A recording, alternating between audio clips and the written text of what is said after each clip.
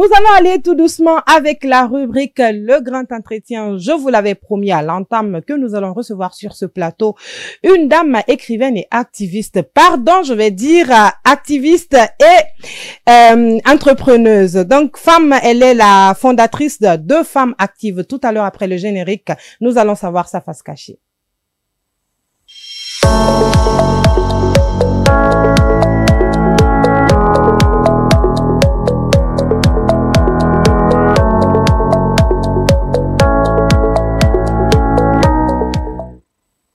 Nous sommes donc sur ce plateau avec Madame Georgette Griffith. Bonjour Madame. Bonjour. Vous allez bien? Bien en forme.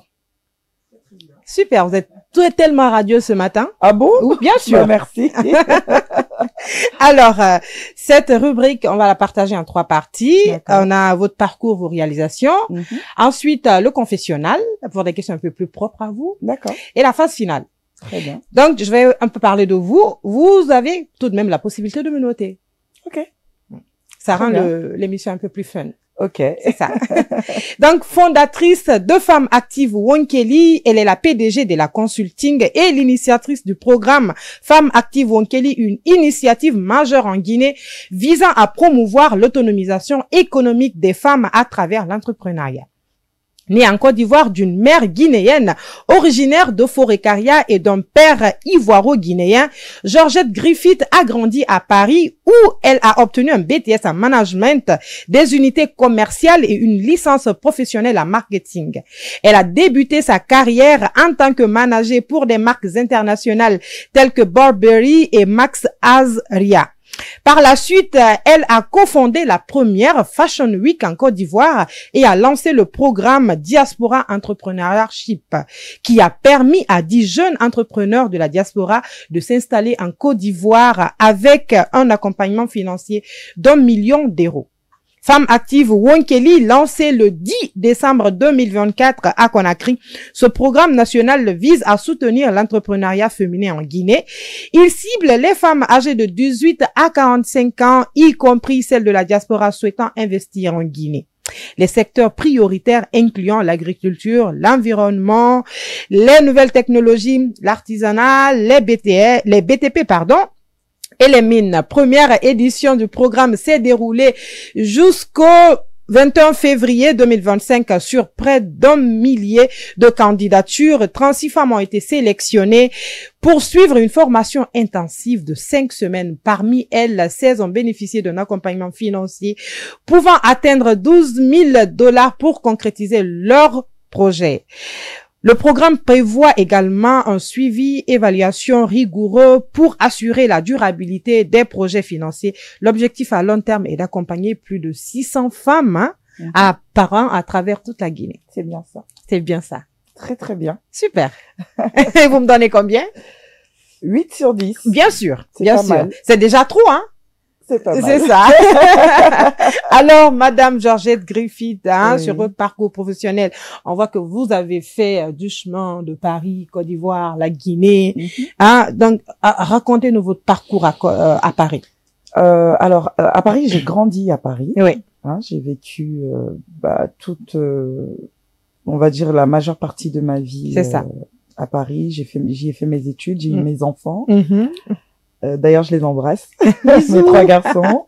D'accord. Et puis, j'ai travaillé dans pas mal de secteurs d'activité, mais les secteurs qui m'ont le plus marqué, c'est en tant que manager chez la maison de couture, pour la marque BCBG Max Adria et Burberry, mais j'ai également travaillé dans beaucoup dans le télémarketing, dans plusieurs secteurs, autres secteurs d'activité. Et puis, avec mon frère et ami designer Eliquam, on a eu le besoin de revenir à la source en Afrique. D'accord. Et puis, c'est comme ça qu'on est parti de Paris. Mais avant ça, on a commencé d'abord à parcourir des Fashion Week à New York, enfin un peu partout dans le monde. Et puis, voilà, on avait vraiment ce besoin-là de revenir en Afrique. Et du coup, on est rentré à Abidjan. Et qu'est-ce qui vous a motivé en élément déclencheur qui puisse dire c'est le moment de rentrer parce que vous auriez pu rentrer depuis très longtemps? Pourquoi maintenant? En fait, Bon, pour Abidjan, ça fait un moment déjà. Je faisais pas mal d'allers-retours. D'accord. Et je vivais pratiquement 6 mois en Côte d'Ivoire, 6 mois à Paris. Ouais. Quand je découvre la Guinée et que je décide de revenir parce qu'on m'appelle pour venir travailler. D'accord. Et quand j'arrive en Guinée, je me rends compte qu'il y a énormément de choses à faire ici. Et je me dis pourquoi pas. Et puis bon, je sais pas, j'ai une attraction particulière pour la Guinée parce que mes parents ne m'y ont pas emmené et puis c'est une amie qui me fait venir. Ouais. Et puis j'ai eu un attachement particulier pour la Guinée. Et puis j'ai décidé de rester parce que j'ai rencontré beaucoup de femmes qui avaient besoin de juste un coup de pouce pour pouvoir c'est ça. Voilà, pour pouvoir grandir, pour pouvoir s'épanouir. Donc je me suis dit bon, allez, je pense qu'ici quand même la demande est là. Ouais.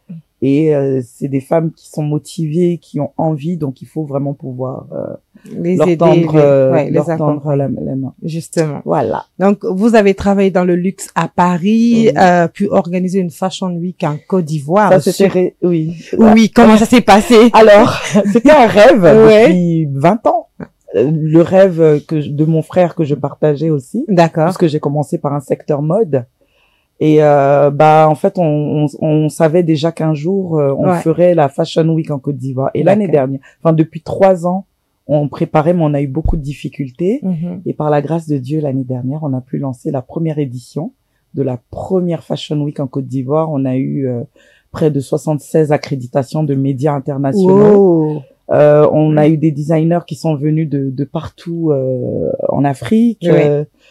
Ça a été une réussite et là on est en préparation pour la seconde édition. D'accord. Parce qu'on souhaite s'inscrire dans le calendrier international des Fashion Week du monde. Donc voilà. Et la seconde édition, c'est pour quand? C'est pour bientôt, dans quelques mois. Dans quelques mois. Parce qu'il y a des élections en Côte d'Ivoire. Donc normalement c'était prévu pour le mois d'octobre. Mais au vu des élections, ça va certainement se faire juste après. Super. Voilà. Et ces moments-là, comment vous les avez vécus? Parce que il y a eu des designers, il y a eu des gens qui ont défilé. Comment l'événement s'est déroulé? Alors, en fait, l'événement s'est déroulé sur 3 jours. D'accord. On a eu d'abord le lancement parce qu'on a noué des partenariats avec des concept stores, avec des établissements, etc. Donc, pour le lancement, nous avons lancé chez Abi Concept, qui est un concept store de luxe à Abidjan. Où on a réuni vraiment tous les acteurs clés de la mode, donc qui sont les invités qui sont venus de l'international, plus les designers, les amoureux de la mode, etc. On a fait un beau lancement là-bas. Et ensuite, le lendemain, il y avait un concours de jeunes talents. D'accord. On a eu 7 jeunes créateurs et le concours de jeunes. On a eu la maison Kenti qui a gagné le concours de jeunes talents. D'accord. On a fait venir l'un des mentors de mon frère. Qui s'appelle Tata Nakani, que j'embrasse d'ailleurs, qui dirige un atelier à Paris et par ces ateliers, c'est elle qui fait toutes les pièces à manches de Balmain, de Dior, de Vuitton, etc., de très très grosses marques, de la plupart des grosses marques, voilà. Et donc du coup, elle est la formatrice en fait de Ellie. Et du coup, on l'a fait venir pour pouvoir être non seulement dans le jury, mais apporter aussi 2-3 techniques aux jeunes et puis faire gagner à celui qui a gagné le concours de jeunes talents une formation avec elle sur la façon pour la haute couture. Voilà. Et puis le lendemain, nous avons eu le grand défilé avec 15 designers venus de partout. Et puis voilà. Ça s'est super bien passé. Le surlendemain, il y a eu un brunch de clôture. Bon, entre-temps, il y avait des soirées, comme on était en partenariat avec des restaurants, etc. C'était vraiment... Et l'événement s'est déplacé un peu partout dans la ville d'Abidjan. Donc, c'était très attractif. C'était vraiment sympa. Et cette année, j'espère pouvoir faire participer des jeunes créateurs guinéens. D'accord. Parce qu'ici, il y a énormément de créativité. L'artisanat est tellement bien représenté que... on est en train d'envisager de faire partir 3 ou 4 jeunes créateurs pour participer au concours et puis pourquoi pas pouvoir leur faire bénéficier de formations, etc. C'est ça. Voilà. Et vous êtes là, ça fait combien de temps? Alors, j'étais d'abord venue pour travailler sur le Comics Guy l'année dernière. J'ai fait pas mal d'allers-retours et là, on va dire, j'étais revenue en juin dernier. Et puis depuis, je suis là. Et bon, j'ai fait 2-3 allers-retours, hein, mais on va dire que depuis le mois d'août, je suis en Guinée. D'accord, presque une année. Voilà, ça va faire un an. Quand vous êtes revenu au Bercail, vous vous êtes dit, comment s'est passée l'intégration? C'était difficile quand même. La Guinée, c'est pas simple. C'est ça. C'est pas simple. Avec toute la beauté, justement, que ça représente, c'est pas simple. C'était, comment je peux dire, c'était très difficile. C'était difficile parce que je n'avais pas la parfaite maîtrise du terrain.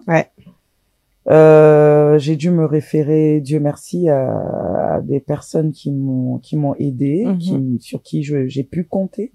Il y en a pas eu beaucoup, mais il y en a eu. Donc ces personnes-là m'ont vraiment aiguillé sur le terrain. Bon, je peux pas les citer ici, mais c'est vraiment, j'ai 3-4 personnes vraiment sur qui j'ai pu un peu me reposer. Et puis bon, comme je suis une battante et que je n'ai pas peur de pousser les portes. C'est ça. Bah, malgré les refus que j'ai essuyés, j'ai continué à les pousser. Je continue encore à les pousser. Et voilà, de fil en aiguille. Comme le programme était plutôt bien ficelé, il a trouvé écoute auprès des personnes qu'il fallait. Et puis, de là, de fil en aiguille, on a pu faire les premières formations, etc. Et tout ce que vous avez pu voir. Vous êtes alors une femme entrepreneuse dans plusieurs pays. Hein. Quelle est la principale? Quelles sont les leçons que vous tirez de tout ça? Oh, aujourd'hui, moi, en tant que femme, en tant qu'être humain, parce que ça ne concerne pas que les femmes d'ailleurs. À un moment donné, il faut prendre son destin en main. C'est-à-dire qu'il faut avoir une vision. Et puis, quand on visualise ce qu'on veut faire, faut se projeter. Et puis, une fois qu'on a visualisé ce qu'on veut, il faut se donner les moyens de pouvoir arriver à son objectif. C'est pas facile, c'est long, faut être patient, faut beaucoup de résilience. Et quand on réunit ces facteurs-là, il y a très peu de chances qu'on échoue. Moi, je ne crois pas en l'échec. Je n'y crois pas du tout. Je crois aux leçons, je crois à l'apprentissage, je crois à la formation, mais je ne crois pas en l'échec parce que j'estime que quand on se donne les moyens de faire quelque chose et qu'on est dans les règles et qu'on fait les choses selon les règles de l'art, avec toute la volonté, avec la résilience, avec tous ces facteurs. Il y a très peu de chances qu'on échoue. Pour moi, on peut pas échouer. On peut tomber, il faut se relever. Même s'il faut tomber 20 fois et se relever 21 fois, il faut le faire parce que la 22e fois sera la bonne. Voilà. C'est ça, c'est tout. Donc maintenant, nous allons parler d'Ela Consulting.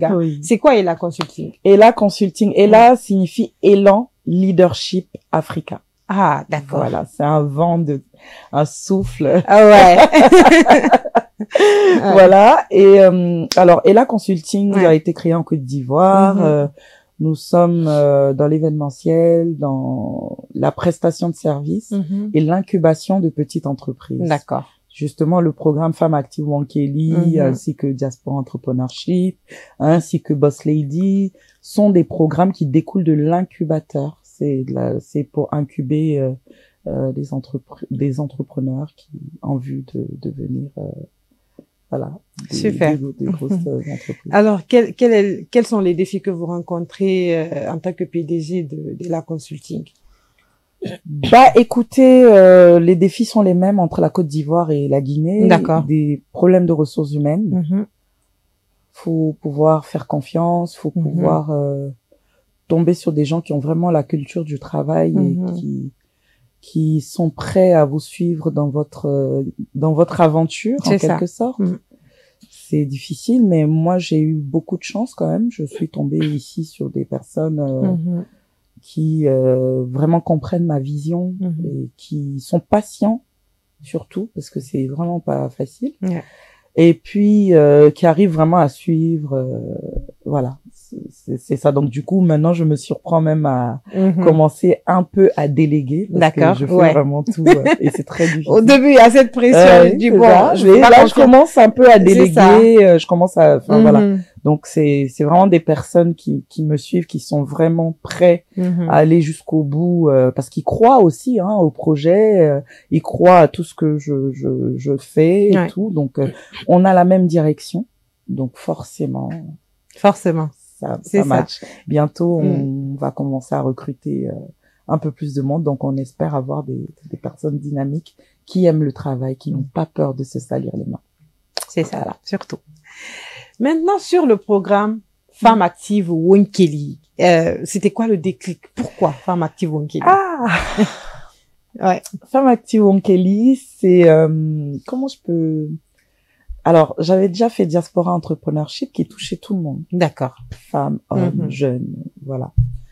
Ensuite, quand je suis venue, donc en Côte d'Ivoire, j'avais déjà fait le même programme, mais qui était dénommé Boss Lady. D'accord. Quand je suis venue en Guinée pour travailler sur parce qu'on m'avait appelé pour venir travailler sur le programme Miss Guinée en tant que coordinatrice générale. Ouais. Bon, moi j'ai toujours eu cette fibre, en fait, comment je peux dire ça? Je suis quelqu'un de profondément altruiste. D'accord. Voilà. Et j'ai énormément je discute avec beaucoup de femmes, beaucoup de jeunes et tout ça. Et énormément de personnes me demandaient, mais Georgette, entre ta vie de maman, ta vie à Paris, tu es en Afrique, comment tu fais? On aimerait bien, voilà. Ouais. Donc, Diaspora Entrepreneurship est partie de là. Ensuite, pour les femmes actives, en fait, comment Femmes Actives est née, c'est que quand je suis venue travailler sur le programme Miss Guinée, je suis très observatrice et j'aime discuter. Je suis quelqu'un de très... Je suis une communicante, j'aime échanger avec les gens partout où je vais. Et puis, je me suis rendu compte comme ça que, en échangeant même avec des dames au marché, tout ça, les femmes guinéennes sont extrêmement dynamiques. Bien sûr. C'est-à-dire que j'ai été au Congo, j'ai été au Bénin, j'ai été au Togo, j'ai été à Kinshasa où j'ai eu un peu à faire des activités à peu près similaires. Mais la femme guinéenne, elle a elle est particulière. Elle est battante. Je me suis reconnue, en fait, en la femme guinéenne. Je suis guinéenne. Mais je me suis vraiment reconnue en ces femmes, en ces mamans qui n'ont pas peur elles y vont, elles se lèvent à 5 heures du matin. Elles vont aller chercher le poisson au port pour aller vendre au marché. Ensuite, elles vont aller faire à manger le midi. C'est leur quotidien. Ensuite, mais elles le font en plus avec le sourire, avec tellement de plaisir, mais elles ne sont pas structurées. Alors que, en étant structurées, elles peuvent vraiment avoir, comment je peux dire ça? Elles peuvent vraiment comment dirais-je, augmenter leur chiffre d'affaires, que leur business puisse s'agrandir un peu beaucoup plus. Et donc il leur manque juste cette structure, ce coup de pouce. Du coup, je me suis dit, mais pourquoi ne pas monter ça? Donc, je me suis enfermée dans ma chambre pendant 5 jours. D'accord. J'ai rédigé les TDR, j'ai rédigé le dossier de présentation. J'ai dit, allez, je me jette. Et puis, je sortais aussi du comité. J'avais décidé de sortir du comité Miss Guinée. Et puis, je me suis dit, mais j'avais le choix. Soit je repartais en Côte d'Ivoire, soit je restais. Et mon cœur m'a dit de rester. De rester. Voilà. Et puis j'ai listé les entreprises qui pouvaient, qui seraient susceptibles d'accompagner ce programme. Et j'ai décidé d'aller au culot, d'aller pousser. C'est important, l'audace. Très important. C'est important. Donc j'ai été au culot. J'ai été pendant 4 mois, 5 mois, c'était des galères, personne n'y croyait. Toujours au début, c'est comme ça. Même jusqu'à il y a pas longtemps. Là, c'est parce que le programme a été très médiatisé, parce que je suis une communicante, donc forcément. Et voilà. Et mais sinon, c'était très difficile au début. C'était difficile d'avoir des personnes qui croient en fait au projet parce que c'était nouveau. Il y a beaucoup d'initiatives qui sont faites en faveur de l'autonomisation des femmes en Guinée, mais là, c'est un format assez différent parce qu'on propose de la formation, la structuration, de l'accompagnement financier et du suivi et évaluation. Donc, c'est vraiment l'incubation du début. C'est un vrai processus en plus. Voilà, c'est l'incubation du début à la fin. Donc, c'est un programme d'incubation sur une année par femme. Donc, c'est assez lourd. Du coup, bon, les gens se disent, bon, ok, mais voilà.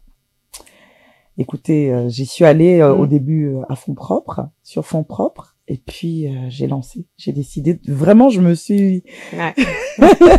j'ai lancé. Vous avez tout donné, en fait. Voilà, j'ai tout donné. Et puis, finalement, j'ai vu que, en fait, voilà, non seulement ça intéressait vraiment les femmes guinéennes, parce qu'on a eu énormément de demandes, et en plus de ça, j'ai vu que, finalement, ça a eu écho, et puis, j'ai réussi à ouvrir des portes. J'ai réussi à signer avec la Vistagui, pour l'accompagnement financier. D'accord. Aujourd'hui, j'ai signé avec une boîte qui va nous appuyer sur le suivi et évaluation. Je suis en train de travailler avec le ministère de la promotion féminine. Je suis en train de préparer tous les éléments pour leur soumettre pour pouvoir travailler ensemble en corrélation parce que on prépare une grosse campagne à l'intérieur du pays. D'accord. Donc voilà. Super. Où précisément c'est On va passer par Cancan, Labé, Zérékoré, Kindia, Bokeh et Fria. Super. Pour la première année. Voilà. C'est bien, hein? C'est très bien. C'est pas mal. C'est pas mal. On va essayer de former 100 femmes par ville. D'accord. Et il faut savoir qu'à la fin de chaque formation, on prépare un gros meeting, comme un forum de l'autonomisation, c'est ça. un gros meeting sur comment devenir autonome par l'entrepreneuriat ou par le salariat. Voilà. Et puis on va apporter des informations. Et c'est vrai surtout parce que tout le monde aussi ne peut pas être entrepreneur. Exactement. C'est ça. Il y a une fois, j'ai vu une dame au marché, elle a dit, tout le monde ouvre boutique, qui va acheter pour qui? C'est ça. Tout le monde n'est pas fait pour l'entrepreneuriat. C'est ça. Donc il faut aussi former les gens qui sont dans dans un autre secteur que l'entrepreneuriat. C'est ça. Pourquoi le mot Wonkeli? Pourquoi cette dénomination? Alors, Wonkeli parce que au début, c'était femme active. Et je voulais dire femme active, levons-nous. Donc, prenons notre destin en main. Et ma maman est Soussou. Du coup, je me suis dit, bon, allez, pour faire un petit clin d'œil à ma mère, parce que ma mère, je compte la faire revenir en Guinée. D'accord. Parce que ma mère, elle a fui la Guinée, elle avait 15 ans. Ah! Ouais, elle était elle est ébahie quand elle me voit ici. Elle se dit, mais dis donc, voilà. Et aujourd'hui, elle a envie de revenir, même mes frères et sœurs, tout le monde veut venir découvrir la Guinée. Et Wonkeli, donc c'est un clin d'œil à ma maman. Et j'ai une amie qui est Soussou. Je lui ai demandé, bon, voilà, je lance un programme. Et puis, c'est un programme où j'ai envie d'un petit acronyme qui est accrocheur. Comment je peux dire levons-nous en Soussou? C'est ça. Elle m'a dit, levons-nous en Soussou, ça veut dire, on dit Wonkeli. J'ai dit, voilà, femme active Wonkeli, c'est tout. Simplement. Et voilà. Et ça sonne bien, ça porte bien le message. Exactement. Oui, c'est ça, en fait. C'est vraiment ça. C'est bien réfléchi, c'est bien prouvé. Levons-nous, battons-nous. Tout simplement. Voilà. C'est ça. Donnons-nous les moyens d'avancer. C'est ça. Voilà. Alors, donc pourquoi avoir choisi spécifiquement les secteurs comme l'agriculture, bâtiments, travaux publics, les mines, encore l'éthique? Parce que j'ai fait une petite étude de marché. D'accord. Et j'ai vu que ce sont des secteurs très dynamiques qui s'inscrivent dans les piliers du programme du chef de l'État, le général Mamadi Doumbouya. D'accord.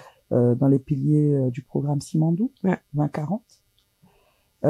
Et j'ai vu qu'il y a de plus en plus de femmes il y a énormément de femmes qui sont dans ces secteurs-là. Du coup, je me suis dit, allez, on y va. Il y avait la santé aussi. Mais je me suis dit qu'on commence par ça. L'année prochaine. Et après, ça va venir. On mettra l'éducation, on mettra la santé, on mettra, voilà. Et tous ces secteurs-là, comment vous arrivez à former les femmes? En fait, on les forme pas dans ces secteurs. D'accord. Elles sont déjà dans ces secteurs-là. Super. Nous, on les forme aux techniques entrepreneuriales. C'est-à-dire qu'on leur donne des cours parce qu'il y a il y a un problème d'information en Guinée. Un réel problème. Voilà, il y a vraiment un problème d'information. Ouais. C'est qu'il y a des femmes, en fait, qui, elles travaillent, hein, elles ont l'expérience, mais elles sont dans l'informel. Donc, on a fait donner des formations sur comment et pourquoi il est important de se formaliser. On est partenaire avec la PIP. Ouais. On a donné des cours sur les rudiments de la comptabilité, comment et pourquoi il est important de tenir une comptabilité claire. Ouais. Sur le marketing digital, parce qu'on est à l'ère du digital et que le digital, c'est un vrai plus aujourd'hui pour une entreprise. Et surtout un élément incontournable. Exactement. Ouais. On leur a appris à monter leur business plan et à le pitcher, donc à le présenter. Donc, il y en a certaines qui l'ont présenté en langue. Ouais. Voilà, parce que les formations étaient traduites. Il y avait des traducteurs. Et voilà, donc on les a aidés à monter de bout en bout le business plan. Donc aujourd'hui, ces femmes qu'on a formées, elles sont capables de monter un business plan toutes seules et d'aller le présenter à une banque. Parce que en fait, dans le contrat, les banques sont, enfin, on nous dit souvent que les banques sont fermées, mais les banques s'ouvrent de plus en plus aujourd'hui. Mais il faut rentrer dans un certain canevas. C'est vrai qu'ils demandent moins de garanties. Enfin, voilà, il y a beaucoup d'avantages qu'ils mettent en place pour soutenir l'entrepreneuriat féminin. Mais il faut aussi que les femmes jouent le jeu. Il faut qu'elles puissent rentrer dans le canevas de la banque. Et nous, on est là pour les aider à rentrer dans le canevas de la banque. D'accord. Donc, on les a aidés à présenter, à pitcher, etc. Et elles ont pitché. Elles ont eu des cours sur l'éducation financière. Elles ont même eu un psychologue. C'était important de. Et sur les formations, en fait, elles venaient, on les prend en charge toute la journée, donc petit déjeuner, on payait le transport de certaines. On avait des femmes en situation de handicap. Donc vraiment, on a essayé de faire en sorte qu'elles soient le plus à l'aise possible et pour venir bénéficier de ces formations. Et vraiment, on a eu 36 femmes, on aurait aimé en avoir plus sur la pépinière, mais par faute de moyens, on n'a pas pu en avoir plus. Mais vraiment, les femmes qu'on a sélectionnées, elles sont exceptionnelles. Je sais pas si vous m'entendez, mes femmes actives, je vous fais de gros bisous. Ouais. Mais elles sont exceptionnelles, ces femmes. Et franchement, elles sont aujourd'hui une source de motivation pour moi. Elles m'écrivent tous les jours pour m'envoyer de la force, vraiment elles sont incroyables. Ouais, elles peuvent vraiment être fières de vous. Elles sont incroyables. Ouais. Moi, je suis fière d'elles, vraiment. Et là, on est dans le processus, on est en train de lever les fonds à la banque. D'accord. Pour qu'elles puissent démarrer. Et pour le moment, c'est la seule banque, hein? Oui, on est en tractation avec d'autres banques aussi parce qu'on n'a pas signé d'exclusivité. Oui, c'est ça. Mais c'est vrai que sur le contrat avec la Vistagui, bon, on va pas dévoiler ce qu'il y a dans le contrat, mais c'est ça. c'est très avantageux. D'accord. Je sais pas si on pourra trouver une banque qui donnera autant d'avantages. Mais on est en train de discuter avec 2 autres banques parce que le but, c'est d'accompagner le maximum de femmes. Donc, voilà. C'est vrai que ça avance lentement, mais ça avance sûrement. Sûrement, c'est ça. Et ces formations se passent en combien de temps? C'est des formations de 5 semaines. D'accord. Voilà. 1 mois et 5 jours. C'est ça. Voilà, 1 mois et 1 semaine. Super. Alors, est-ce que le programme, il est basé uniquement sur les femmes urbaines ou celles en zone rurale aussi? Oui. Oui, en zone rurale, puisqu'on part à l'intérieur du pays pour les incessamment sous peu. On va aller en saison pluvieuse. Ça craint. Ça craint, mais on y va. On espère pouvoir terminer les civils d'ici le mois de juin de l'année prochaine. D'accord. Voilà, c'était prévu pour mars, mais là, vu qu'il y a la saison des pluies, donc on va y aller tout doucement. Et on espère avoir terminé en juin de l'année prochaine et pouvoir donner un rapport d'activité autour d'un bel événement, montrer tout ce qu'on a pu proposer, faire comme accompagnement dans toute la Guinée. D'accord. Voilà.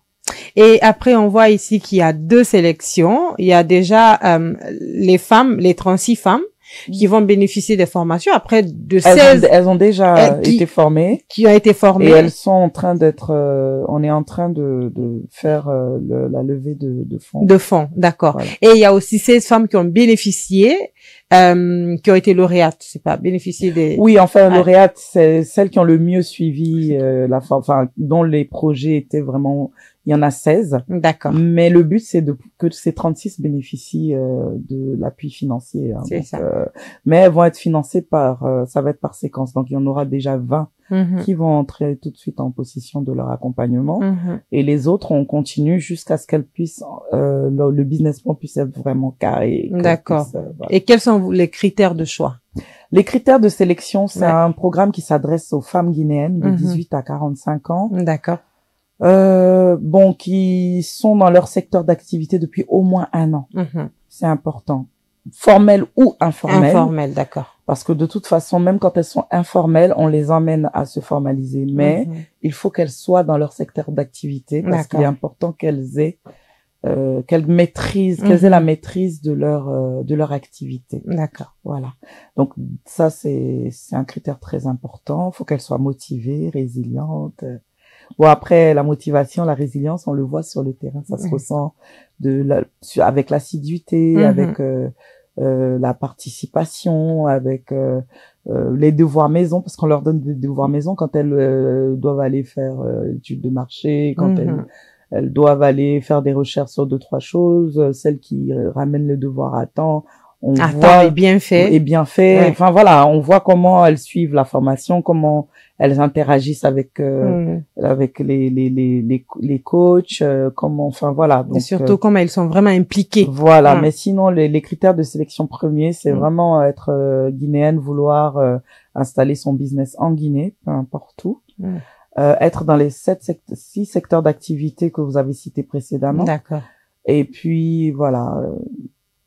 C'est ça. C'est ça, c'est tout. D'accord. Et quel est l'impact de ce programme, que ce soit sur vous, que ce soit sur les femmes, et quels sont les retours que les gens font? Alors, c'est un programme impactant dans la mesure où aujourd'hui, quand vous permettez à une femme de pouvoir faire tourner son activité, cette femme arrive à s'en sortir. Donc, par ricochet, elle arrive à éduquer ses enfants. Elle arrive à soutenir son mari. Donc, la femme est le pilier, est au cœur du foyer, est au cœur de l'économie. Il y a 52% de femmes en Guinée. Donc, aujourd'hui, si on arrive à aider énormément de femmes et que, voilà, elles arrivent à atteindre, parce que le but, c'est vraiment d'atteindre l'autonomie financière. Si elles arrivent à atteindre cette autonomie financière-là en prenant vraiment au sérieux ce qu'on leur apporte et qu'elles ne jouent pas avec l'argent et qu'elles sont sérieuses et qu'elles font ce qu'il faut, bah écoutez, on construit des championnes en Guinée. C'est ça. Et c'est le but de faire des championnes et de pouvoir booster l'économie. Donc ça a un impact sur l'économie, ça a un impact sur le social, ça a un impact surtout sur la vie en Guinée. C'est ça.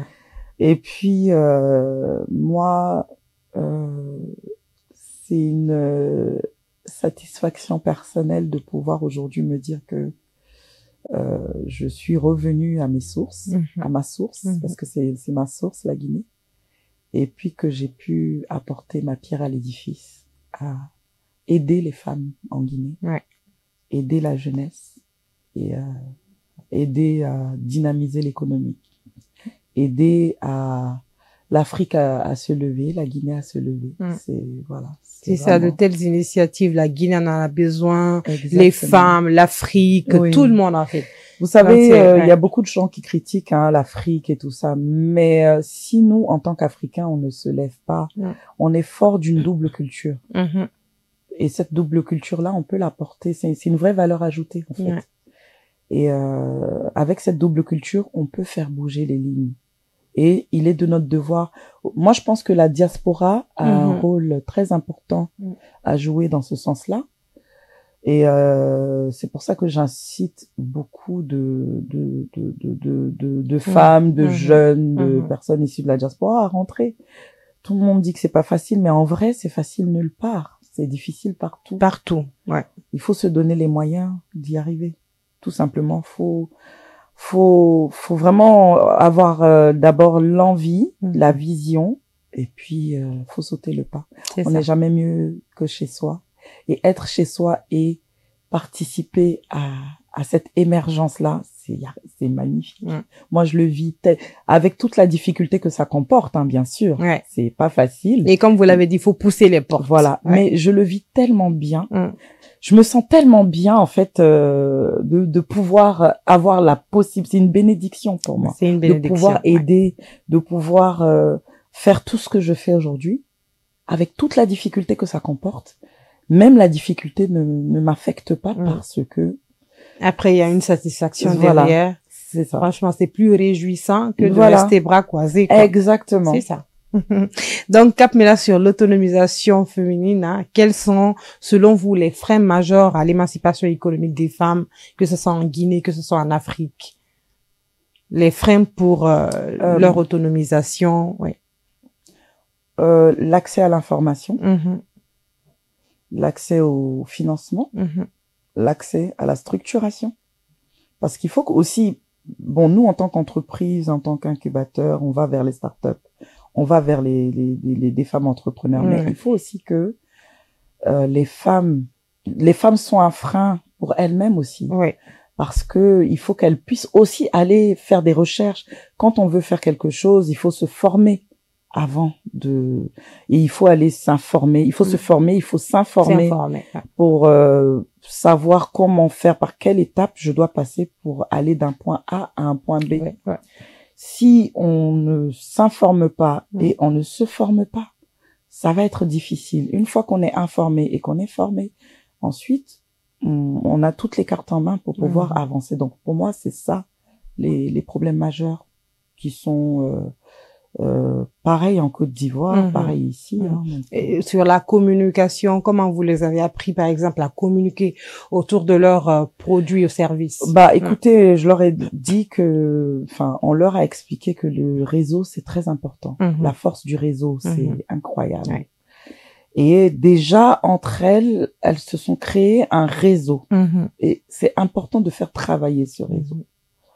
Et après, il y a différents canaux de communication. On peut s'appuyer sur les réseaux sociaux. On peut aujourd'hui, en tout cas, il y a toutes comment je peux dire ça. Aujourd'hui, on a toutes les armes pour pouvoir communiquer. On est vraiment dans un monde au niveau de l'audiovisuel, au niveau des médias, enfin voilà. C'est vrai que parfois c'est coûteux, mais parfois aussi faut être astucieux. Il y a énormément de choses pour communiquer. Il y a des sondages. Aujourd'hui tout le monde a accès à Internet. Donc avec l'accès à Internet, on peut. C'est tellement facile. C'est facile. Voilà. Et aussi le street marketing, pas en tant que tel, mais elles peuvent par exemple faire des flyers, des affiches. Oui, c'est tout ça en fait. Oui, justement, et partager aux gens. Tout ça, j'ai mon projet. C'est de la communication. C'est de la communication. Faut en parler. Du mieux qu'on peut. Voilà, faut en parler. Faut se créer un réseau. C'est ça. Le réseau, c'est très important parce que le réseau, ça ouvre des portes. Et moi, toutes les portes que j'ai réussi à ouvrir, c'est vraiment par le réseau. Super. Et je fais énormément de lobbying justement parce que je crois en la force du réseau. Donc c'est ça. C'est ça. Chers téléspectateurs, auditeurs, auditrices, nous avons sur ce plateau Madame Georgette Griffith, qui est l'initiatrice du programme Femmes Active Wonkeli. Donc tout à l'heure, après le générique, nous allons passer à la phase 2 qui est le confessionnal.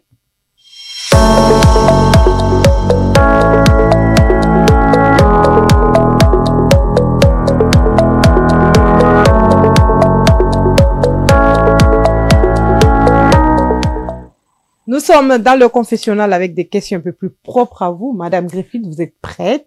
Oui. Ok. Alors, c'est qui, Madame Georgette, derrière sa capuche de femme entrepreneuse? Qui est-elle? Bah, écoutez, je suis une jeune femme ivoiro-guinéenne avec plein de rêves. Bien sûr, ça on le sait. Tellement de rêves. Voilà. Ouais. Des rêves qui me dépassent moi-même. Mais je me donne les moyens c'est ça.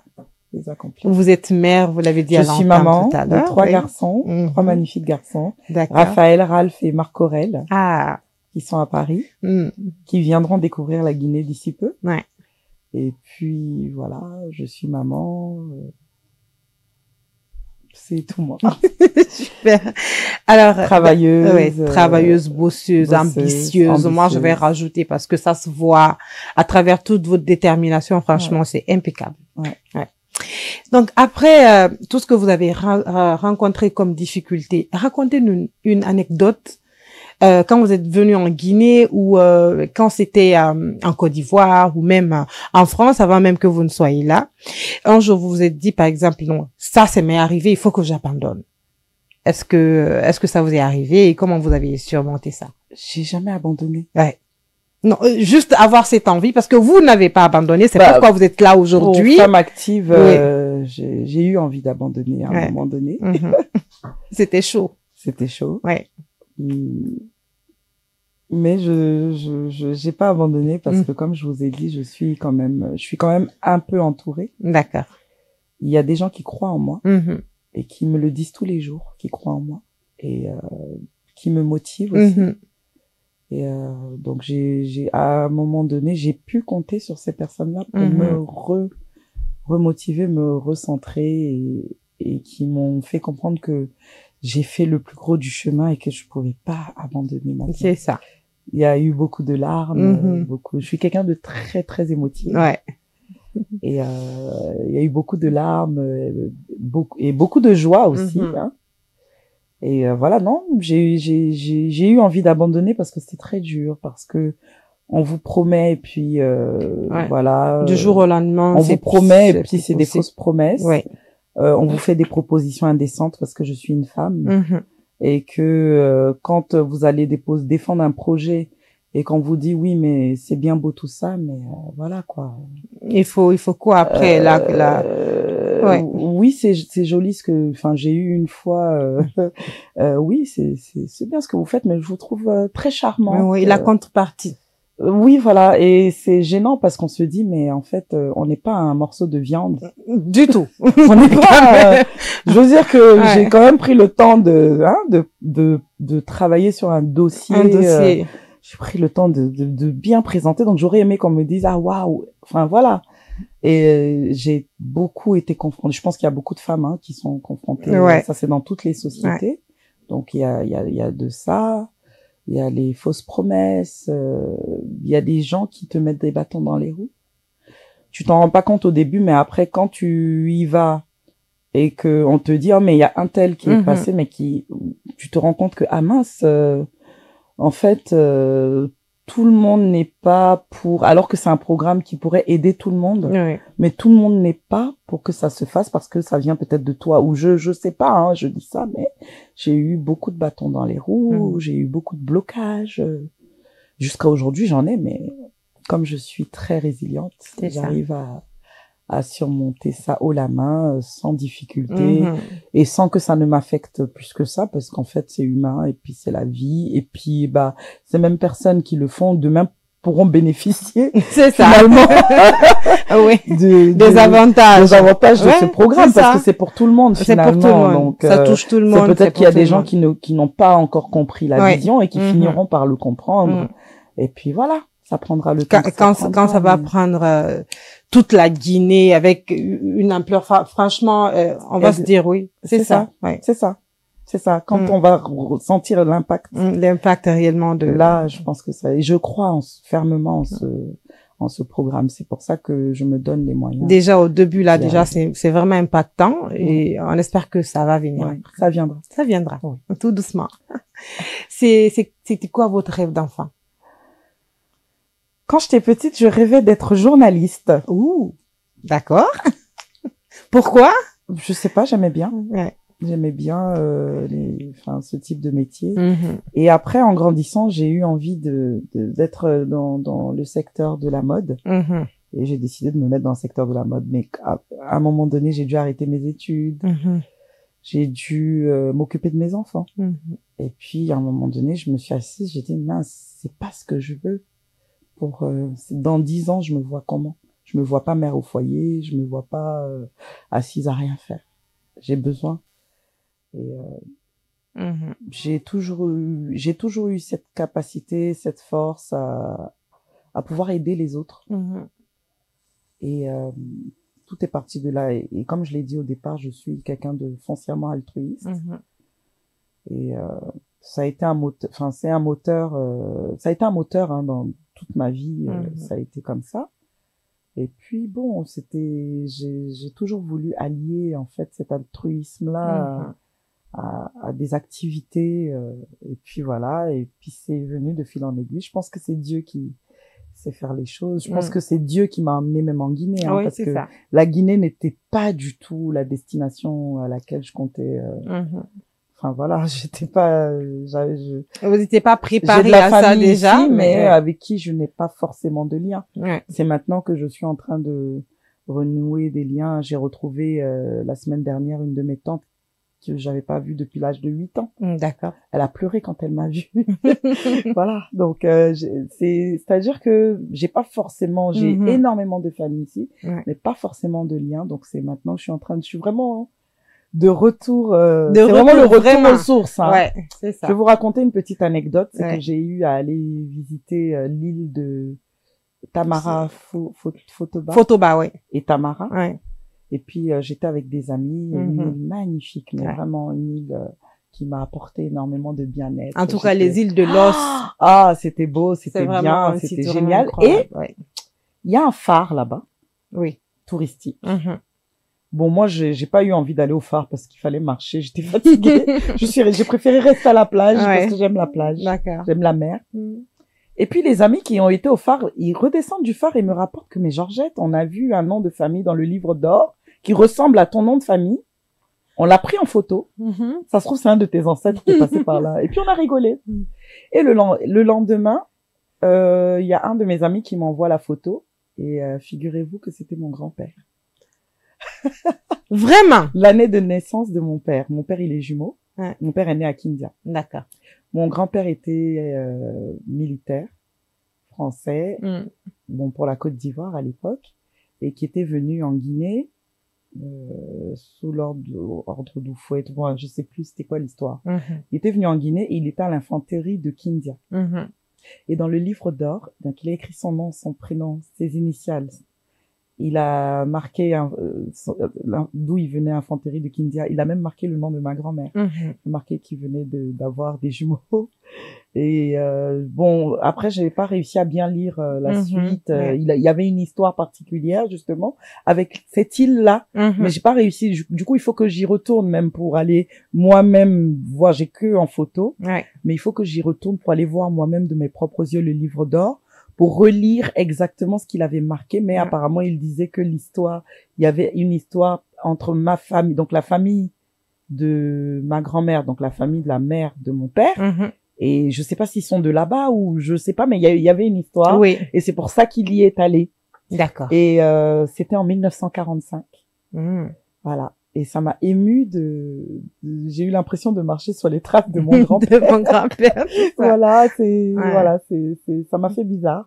Et d'ailleurs, avant la saison des pluies, il faut que j'y retourne pour aller, et j'ai beaucoup aimé cette île. J'ai fait d'autres îles, mais c'est une île que j'ai beaucoup aimée. Donc, la Guinée m'a retenue parce que j'ai une histoire particulière, de par ma famille, de par mes origines, et puis, de par les émotions que ça a suscité chez moi quand je suis venue, et je me sens chez moi. Voilà, je suis chez moi, tout simplement. Pas que je me sens chez moi. C'est ça. Je suis chez moi. Quand je suis en Côte d'Ivoire, je suis chez moi, et quand je suis en Guinée, je suis chez moi. Donc, voilà, j'ai 3 patries. Alors, c'est quoi aujourd'hui votre plus grande peur? Ma plus grande peur. J'ai pas peur. Je saurais pas dire de quoi j'ai peur. Je ne crois pas en l'échec. Ça aurait été l'échec, mais je n'y crois pas. Vous n'avez pas peur aussi d'échouer, bon, pas forcément d'échouer. Je n'échouerai pas. Mais de vouloir abandonner ou je n'abandonnerai pas. Qu'il y ait une contrainte. Je n'abandonnerai pas parce qu'aujourd'hui, il y a de nombreuses femmes qui comptent sur moi, à qui j'ai donné de l'espoir. Donc, je ne peux même pas me permettre de tenir ce langage. C'est ça. Voilà. Et l'échec, pour moi, l'échec, c'est un langage qui n'existe pas chez moi. Parce que quand je tombe, je me relève. C'est ça. Toujours. Dans tous les sens de ma vie, toutes les fois où je suis tombée, je me suis relevée. J'ai eu des coups durs, j'ai eu des trahisons, j'ai eu, comme tout le monde, hein, j'ai eu des blessures, mais je me suis relevée. Voilà. C'est ça le plus important. Et il faut se relever. Et pour moi, l'échec n'existe pas. D'accord. On apprend. On apprend toujours. Voilà. On apprend et on avance. Il y a toujours mieux devant. 3 de vos qualités et 2 de vos défauts. Waouh. Ah. Alors, mes défauts. Pourquoi vous commencez par les défauts? J'en ai beaucoup. Pas les qualités. J'ai beaucoup de défauts. D'accord. Mes défauts, c'est que je pense que je fais rapidement confiance. Je donne facilement, en fait, ma confiance. Je sais pas si c'est un défaut ou pas. Oui, ça peut être un défaut. Je le donne, quand mais on a un retour négatif. Oui, quand j'ai le retour négatif, je bloque tout de suite. Parce que je pense qu'il faut donner la chance à tout le monde.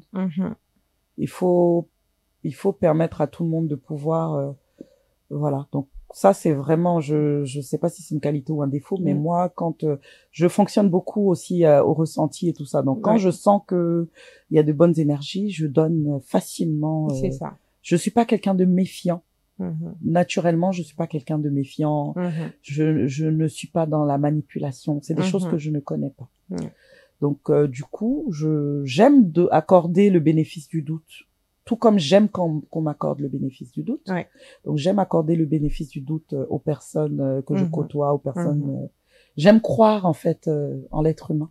Je crois au potentiel humain, en fait. Je vais dire ça dans ce sens-là. Et à partir du moment où je crois au potentiel humain, je me dis que, voilà, on a tous une part d'ombre en nous. Et... si ça ne fonctionne pas, tant pis. C'est vrai que ça crée des blessures, mais on avance. On avance. On avance. Donc ça, on va dire que c'est un défaut, peut-être, parce que c'est vrai qu'il faut un peu plus. Alors, le deuxième, bon, je ne sais pas si je peux dire ça ici. faut dire, c'est pas grave. On va fermer les oreilles. Je vais pas me vendre comme ça. C'est pas grave. J'ai beaucoup de défauts. Quand même beaucoup de défauts. Faut dire défauts. Si vous demandez à mes amis, ils vous diront, bon, j'ai beaucoup de défauts. Le deuxième défaut, je saurais pas vous dire. Donc, on va se taire sur ça. Voilà, parce que c'est un petit secret. On va qu'on c'est que je veux pas venir me dévoiler comme ça. Tout le monde va savoir qu'elle est là. Elle là. Quand même. Les qualités, donc altruiste,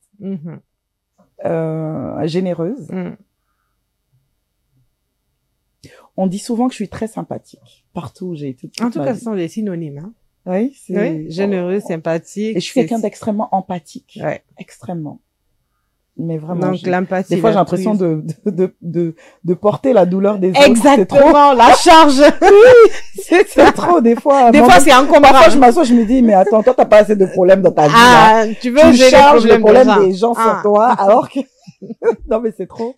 Ça, c'est peut-être un défaut. Oui, j'ai une amie qui disait, et tu portes le problème des gens, déjà c'est pour toi. Qu'est-ce que tu en fais de tes problèmes? Il faut laisser, ça va venir. Pour moi, là, ça va se résoudre. Abracadabra.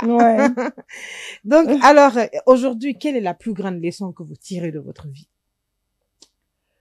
Alors, la leçon que rien n'est éternel. Rien n'est, tout peut être éphémère.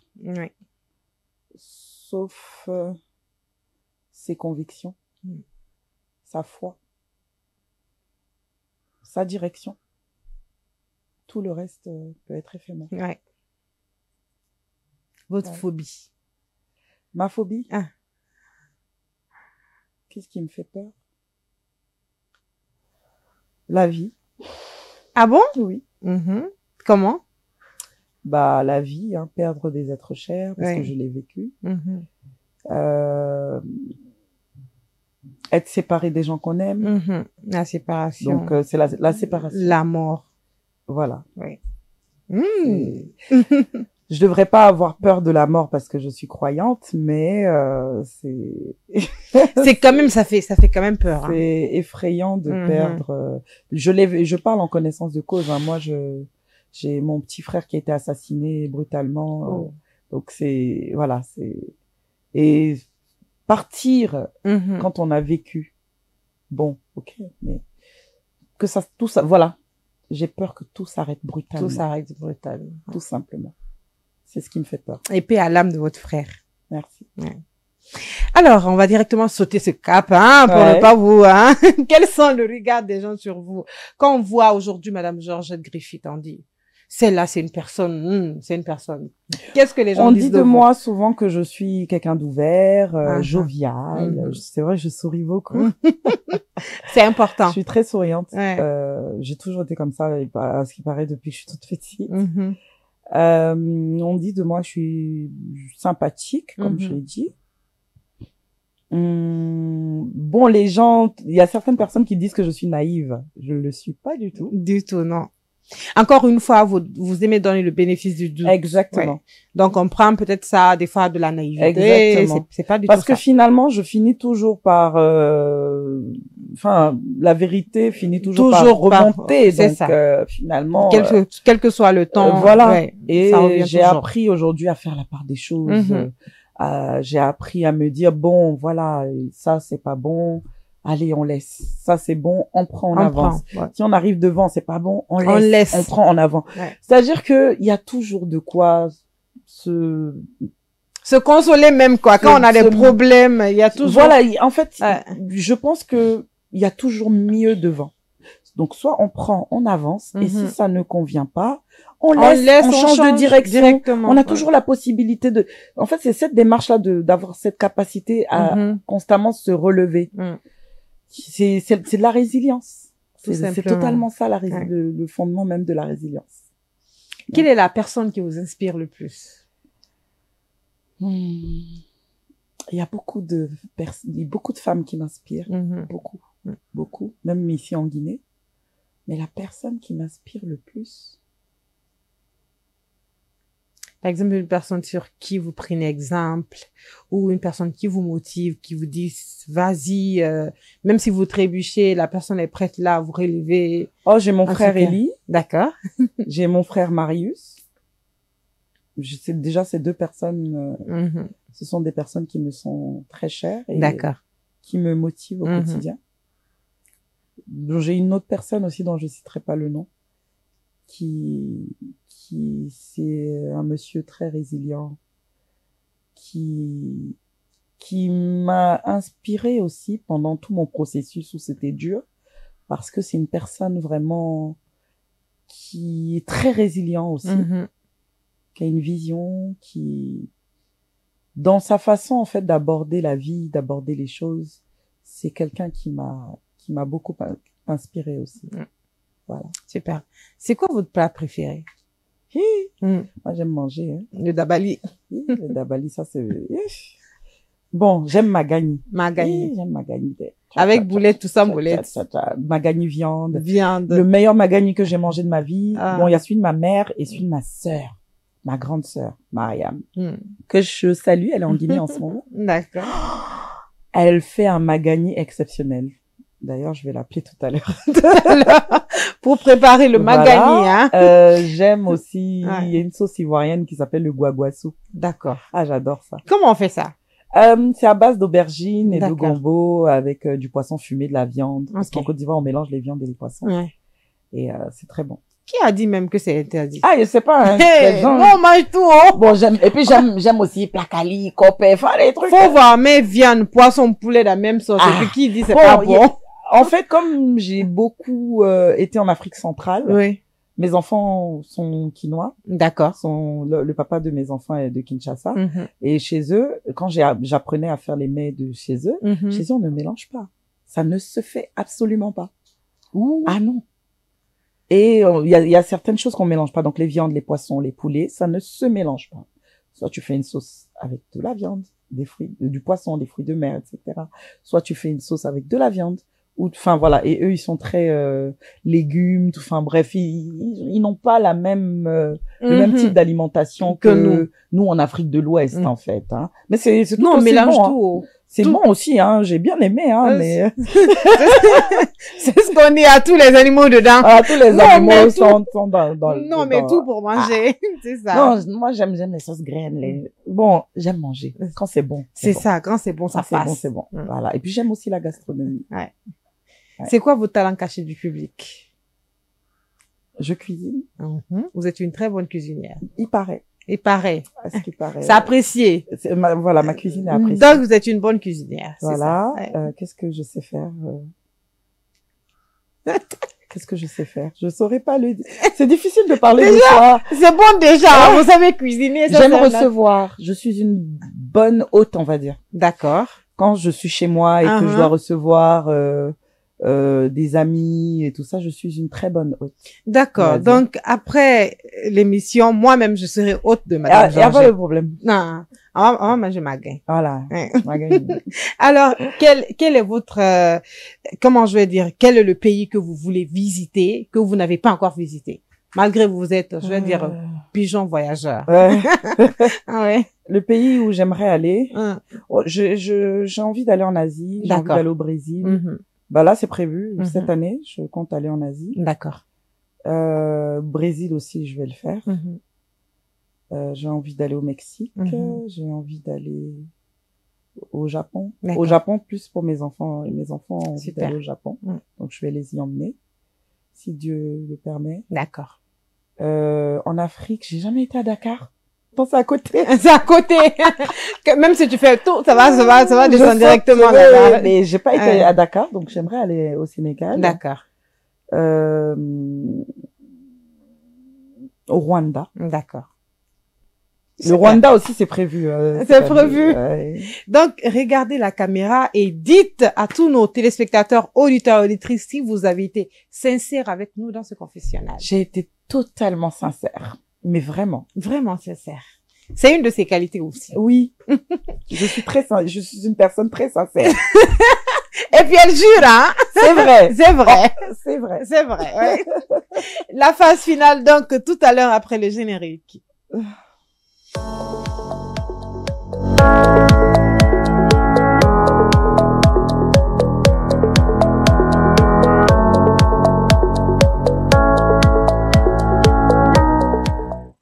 Nous sommes donc dans la phase finale de ce grand entretien à Madame Georgette Griffith. Aujourd'hui, quel est votre rêve pour les femmes guinéennes dans 10 ans, dans 15 ans? Alors, on va dire déjà dans 5 ans. Dans 5 ans, d'accord. Dans 5 ans, j'aimerais pouvoir avoir accompagné au moins 2000 femmes. D'accord.